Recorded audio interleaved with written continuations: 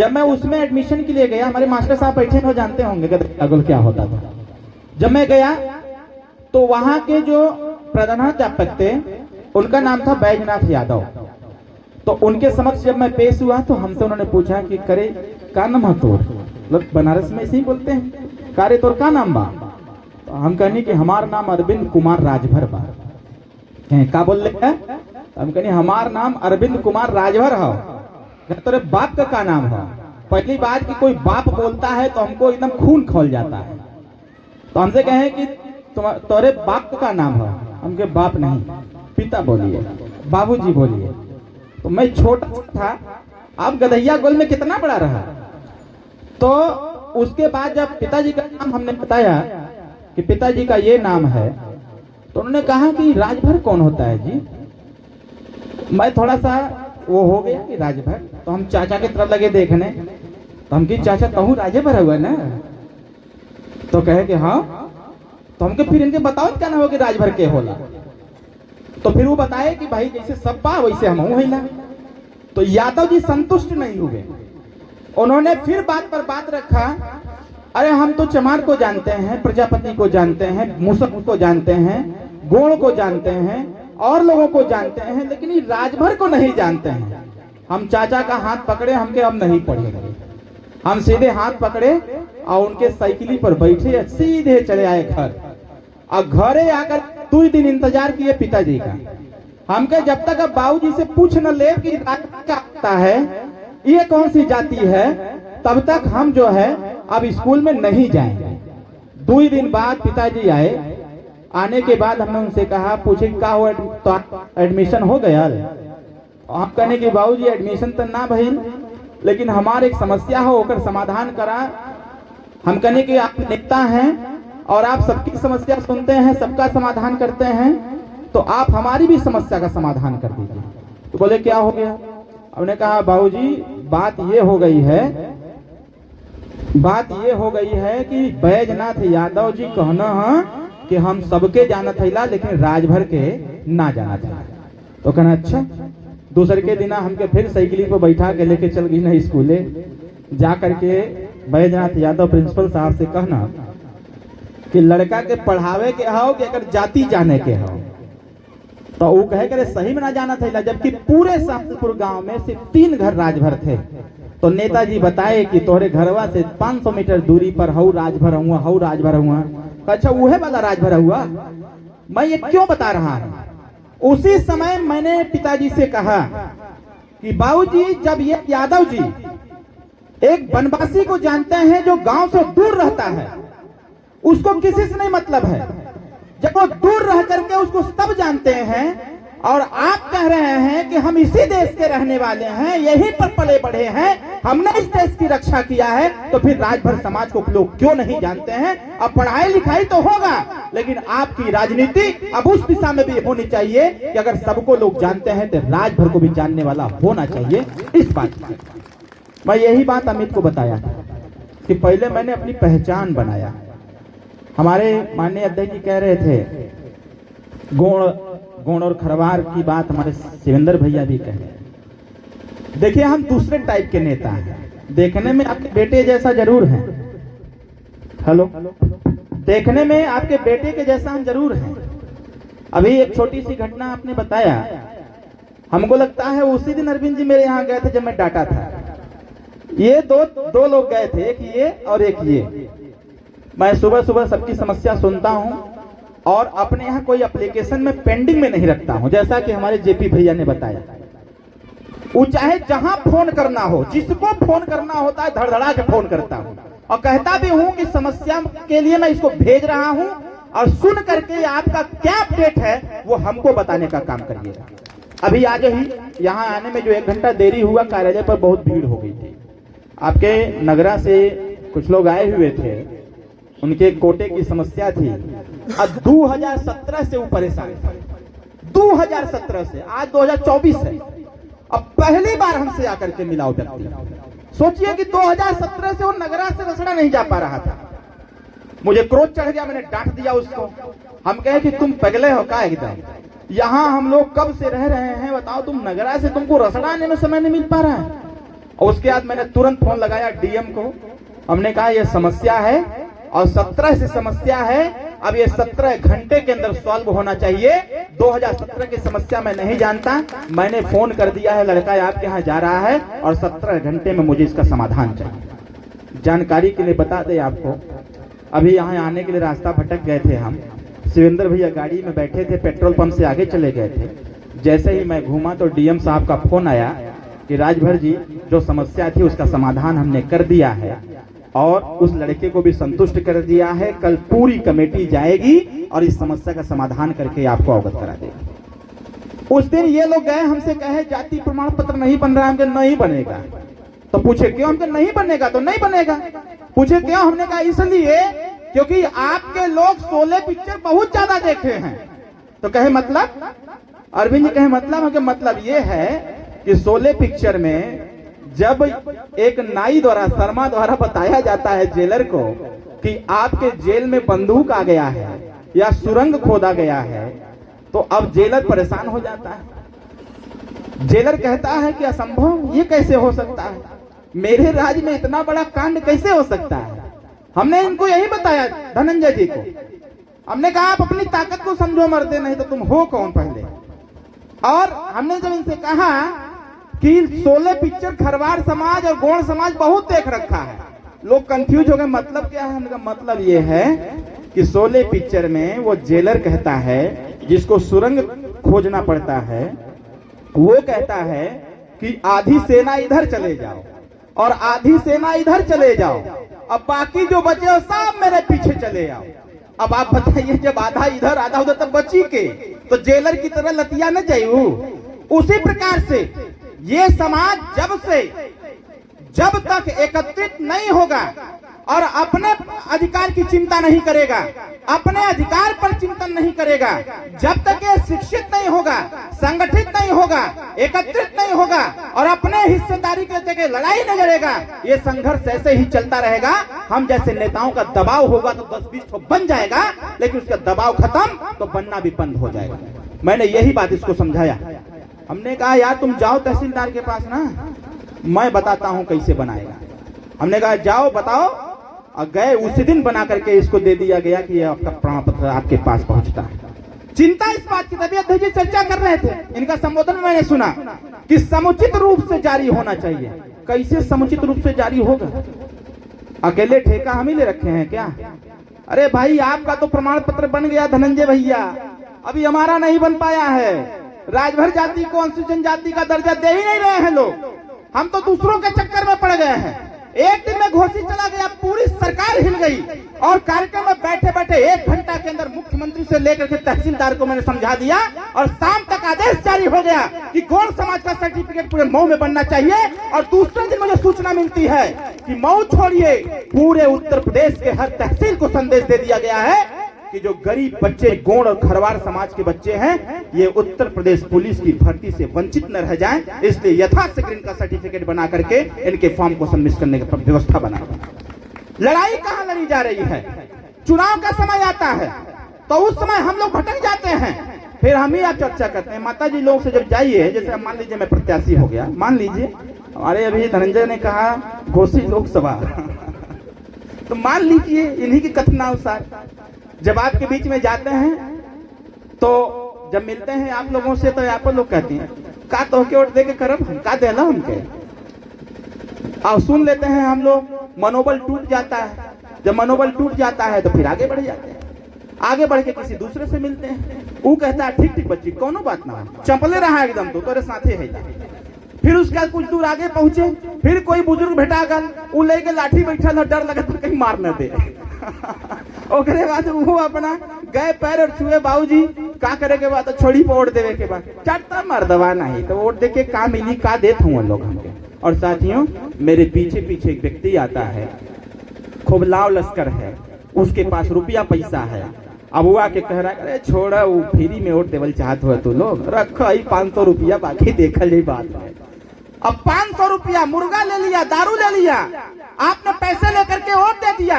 अगर पैसा दारू मुर्गा लेके आप वोट देंगे, जाति दे करके वोट देंगे, तो फिर आपके बच्चों का कल्याण होने वाला नहीं है। एक ओम प्रकाश राजभर नहीं 100 ओम प्रकाश राजभर आ जाएंगे, तब भी आपका कल्याण होने वाला नहीं है। आज देखिए, अभी हमारे बीच में भैया बैठे हैं, ये हैं गिरी जी हैं हमारे सामने, आवा प्रदीप गिरी जी, ताली बजा के साथ में प्रदीप भैया का प्रदीप गिरी जी हैं। मैं एक उदाहरण देता हूं, कल हम आप खाना खा रहे थे बैठ करके, आज बात पे बात आगे मैं बता दे रहा हूं। कल मंदा में हम सभी लोग बैठ के खाना खा रहे थे, बात बात पर आ गई कि मंदा गांव में भैया हमने 4 लाख रुपया जो खर्चा किया था राजभर वोट पर, तो 13 वोट मिला था। 4 लाख रुपया में 13 वोट। कल्पना करिएगा, जहां पर 70% राजभर वोट है, जहां पर 5-5 प्रत्याशी राजभर लड़े थे प्रधानी में, और इनके द्वारा 4 लाख रुपया खर्च करने के बाद 13 वोट मिला है। जब कल इन्होंने बताया तो हमें अपने काम पर फक्र महसूस हुआ कि ये राजभर समाज ओम प्रकाश राजभर को छोड़ के कहीं इन्हें उन्हें जाने वाला नहीं है। और जब से ये पार्टी में आ गए हैं, कल बता रहे थे भैया सब जय सुहेलदेव बोलते हैं, और जब जहां चर्चा आती है प्रधानी की तो इससे कह देते भैया प्रधानी में कुछ नहीं, प्रधानी में हम आपन देखब, आप आपन देखिए।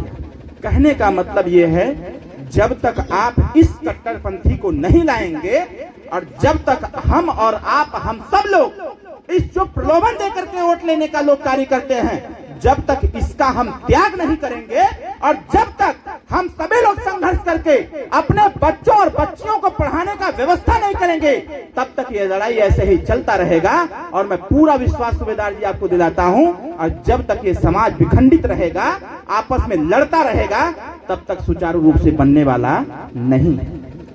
मुझे इसकी जानकारी मिली कि यहाँ के लोग 20,000, 25,000, 50,000 रुपया लेकर के जाति प्रमाण पत्र जारी कर रहे हैं। हमने यहाँ के डीएम को फोन लगाया, हमने कहा क्या सर, पूरा मछली बाजार बना दिया गया है बलिया को।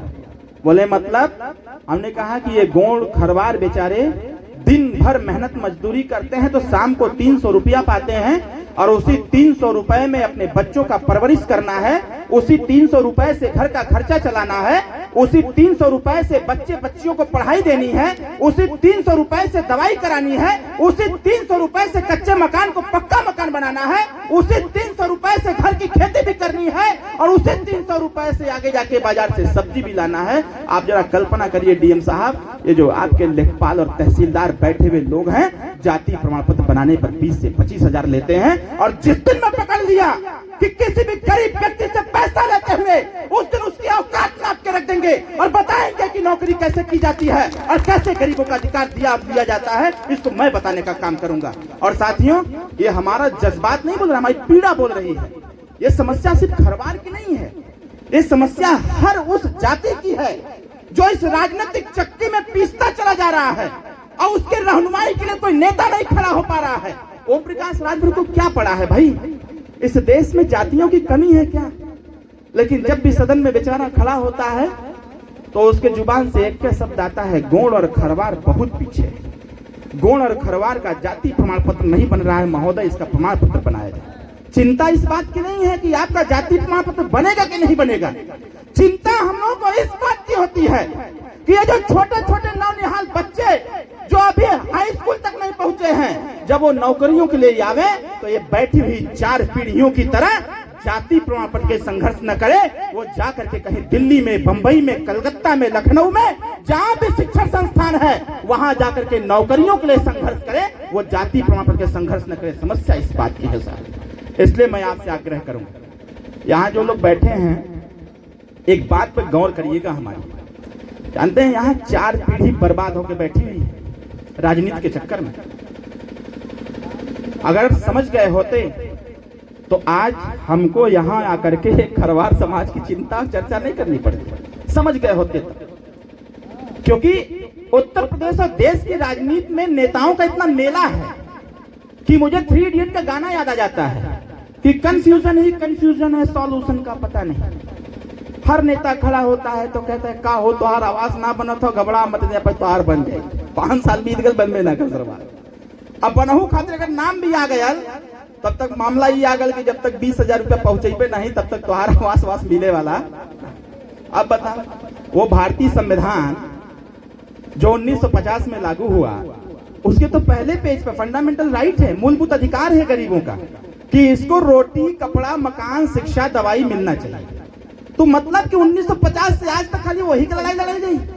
थाने पर एक खरवार का बेटा कब आएगा दरोगा बन करके? तहसील पर तहसीलदार खरवार, राजभर, बिंद, केवट, मल्लाह, पाल, प्रजापति, चौहान का बेटा कब आएगा बन करके? इसकी बात कोई नहीं करता है। जब वोट का समय आ जाता है, लोग तरह तरह की बातों को करके वो आपको भ्रमित करते हैं और आपका वोट लेकर के सरकार बना करके अपना फायदा बनाते हैं, अपना काम करते हैं, फिर आपको लावारिस छोड़ देते हैं और फिर कहते हैं कि आप आवास के लिए, शौचालय के लिए, पेंशन के लिए 5 साल संघर्ष करो, जब फिर वोट आएगा तो देखा जाएगा, फिर 500 5,000 बांट करके आपका वोट ले लिया जाएगा, हमारा काम बनता और भाड़ में जाए। सही कह रहा हूं कि गलत कह रहा हूं? कितने लोग सहमत हैं हमारी बातों से? जरा हाथ उठाइएगा। सहमत है ना? तो सिर्फ हाथ उठा देने से सहमति नहीं बनती है, ये सहमति को संकल्प में बदलिए। इस सहमति को संकल्प में बदलिए कि अगर बच्चों के भविष्य के लिए कुछ करना है तो जो 4 पीढ़ी बर्बाद हुई है, अभी भी वक्त है कि अपने बच्चों को कुछ दे दिया जाए। मुझे क्या पड़ी है? मैं पीएचडी किया हूं, डॉक्टर ऑफ फिलॉसफी राजनीति विज्ञान से हूं, मैं नेट क्वालिफाई हूं, एमफिल भी हूं, मास्टर ऑफ फिलॉसफी भी हूं। मैं मास्टर ऑफ फिलॉसफी हूं, पीएचडी भी किया हूं, नेट क्वालिफाई भी हूं। तमाम कोर्स लेकर के, तमाम डिग्रियां लेकर के वो अलमारी में रखा है। हम चाहते तो पिताजी से कह करके हम कहीं नौकरी भी कर लेते। मैं लास्ट डिग्री जहां से लिया हूं वहीं पर प्रोफेसर की हमको नौकरी मिल रही थी। हमने कहा कि मेरे अकेले प्रोफेसर बन जाने से, मेरे अकेले नौकरी कर लेने से बहुत सारे लोग नौकरी नहीं कर पाएंगे। मेरा कल्याण हो जाएगा लेकिन अन्य लोगों का कल्याण नहीं हो पाएगा। हमने कहा कि ईश्वर ने हमको अगर धरती पर भेजा है तो व्यक्तिगत कल्याण के लिए नहीं भेजा है, वो समाज और जनता के कल्याण के लिए भेजा है। इसलिए हमारी पढ़ाई लिखाई उस जनता के लिए समर्पित है ताकि हमको देख करके लोग आगे बढ़े और अपनी लड़ाई लड़े कि अगर ओम प्रकाश राजभर का साथ हम दे सकते हैं तो हमारे जैसे हजारों लाखों नौजवान अपने माँ बाप का साथ देने के लिए तैयार हो जाए, अपनी लड़ाई लेने के लिए तैयार हो जाए। इसकी बात करने की आवश्यकता है। जैसे मैंने 4 पीढ़ी की बात किया ना, मैं यहीं पर सिद्ध कर दूंगा। आप कहां खड़े हैं जरा कल्पना करिएगा।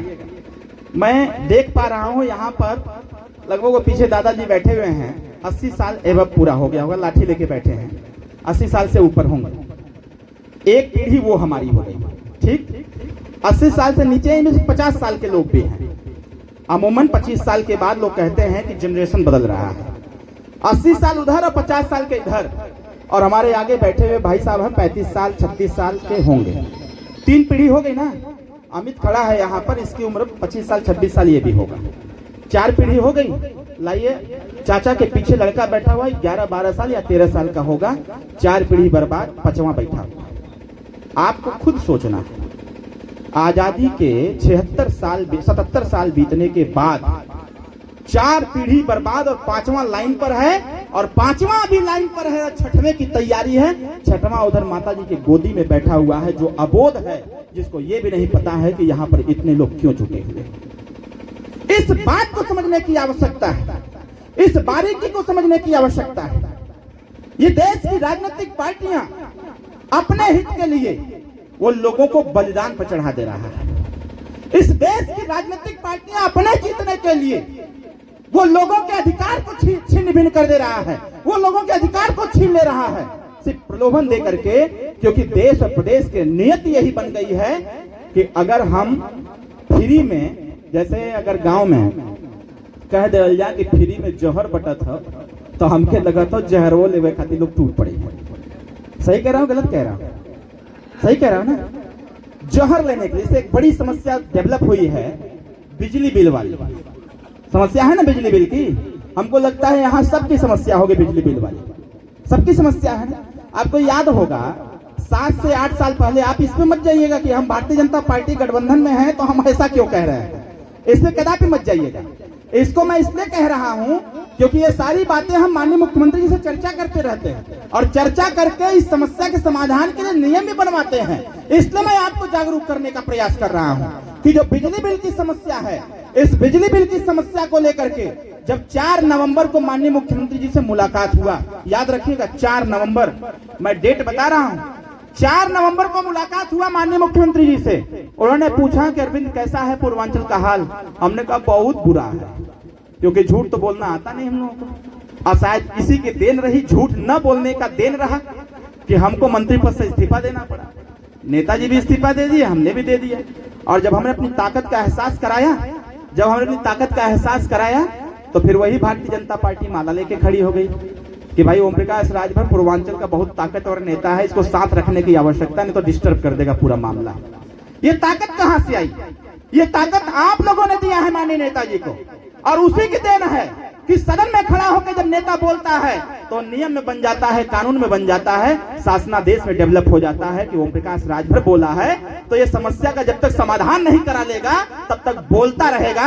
अभी 18 फरवरी को सदन चलेगा और हम लोगों की योजना पहले ही से बन गया है माननीय अध्यक्ष जी कि जिले वाइज नहीं, कोनो शासनादेश भेज करके कड़ाई से पालन करिए ताकि बिना पैसा में जाति प्रमाण पत्र बनना चालू हो जाए। 18 फरवरी को फिर हमारा शेर ललकारेगा विधानसभा के सदन के अंदर, 18 फरवरी को फिर बोलेगा और तब तक बोलते रहेंगे जब तक कि सुचारू रूप से पूरे प्रदेश के गरीबों का कल्याण न चालू हो जाए, तब तक हम लोग मानने वाले नहीं।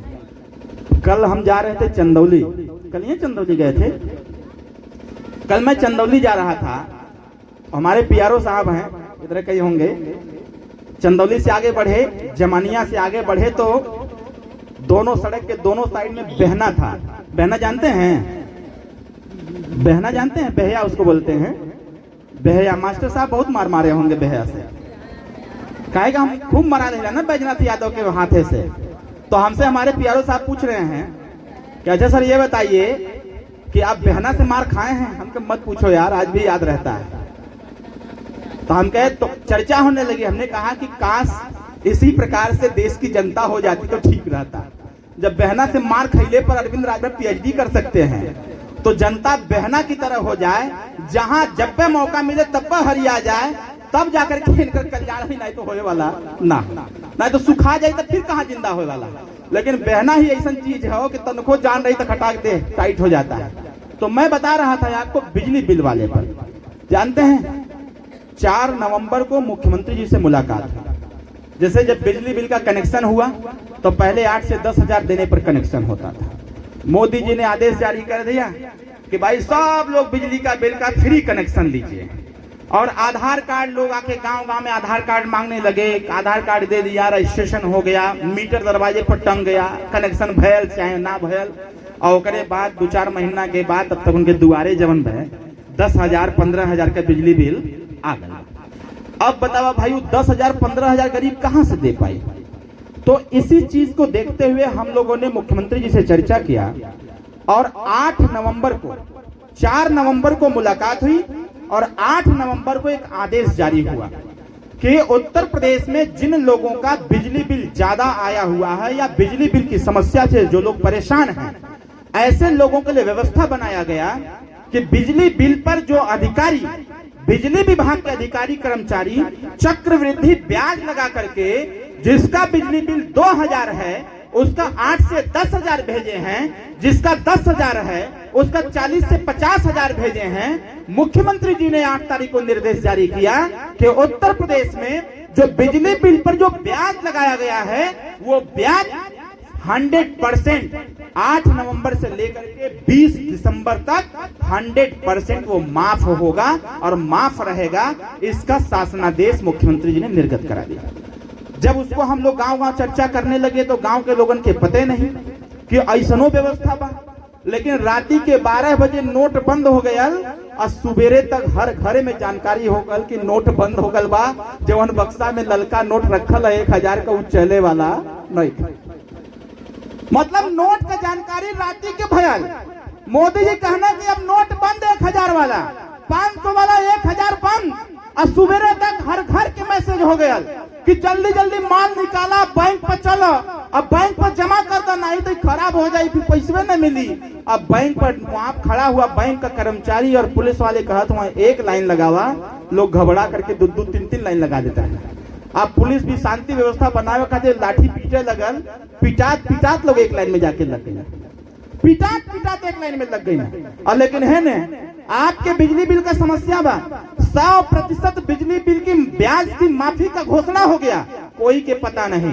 फिर मैं 27 तारीख को मिला मुख्यमंत्री जी से, हमने कहा सर अभी गांव में जागरूकता की कमी है, आपका कोई भी कर्मचारी अधिकारी इस चीज की चर्चा नहीं कर रहा है, इस डेट को आगे बढ़ाने की आवश्यकता है। और साथियों हमको लगता है 2 तारीख को माननीय मुख्यमंत्री जी ने जो 30 तारीख तक इसको कहा था वो पिछले 16 तारीख तक कर दिया है। और मैं फिर बात किया हूं सर से, आने वाले 22 तारीख के बाद फिर बिजली बिल के ब्याज माफ होगा, अधिक से अधिक माफ होगा, जिससे कि गरीब अपनी समस्याओं का समाधान कर सके और बिजली बिल जो 15 से 20 हजार है उसको घटा करके 4000 5000 आ जाए, ताकि वो जाके जमा करके छुट्टी पा ले।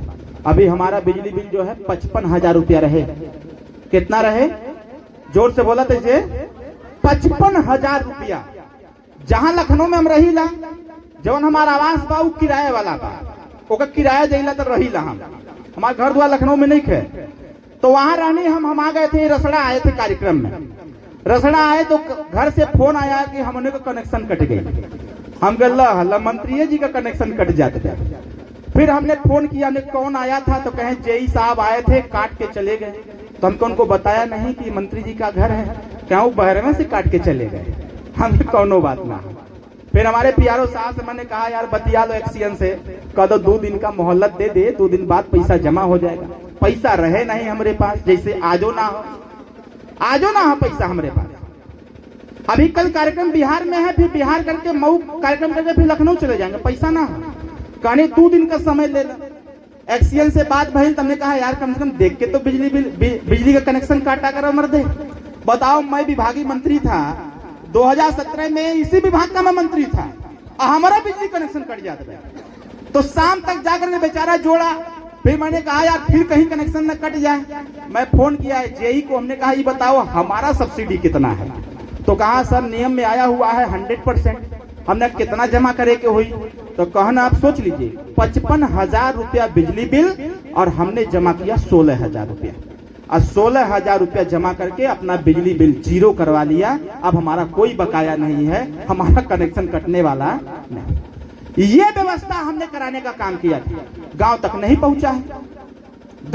पहुंचा है, लेकिन 22 तारीख के बाद फिर हम आदेश भिजवाएंगे। मेरा आप सभी लोगों से आग्रह है कि 22 तारीख के बाद जब आदेश आता है, चाहे 80% का हो चाहे 90% का हो, आप जहां बिजली बिल जमा करते हैं वहां जाकर के अपना ब्याज छूट करा लीजिएगा, ताकि आपको कम पैसा जमा करके अपना बिजली बिल माफ करा लीजिएगा, ताकि पुलिस वाले आपको कोई परेशान ना कर। सही कह रहा हूं कि गलत कह रहा हूं? सही कह रहा हूं ना? तो इसके जागरूकता की आवश्यकता है। अब जैसे हमने बता दिया, अगर जैसे लोग कहते हैं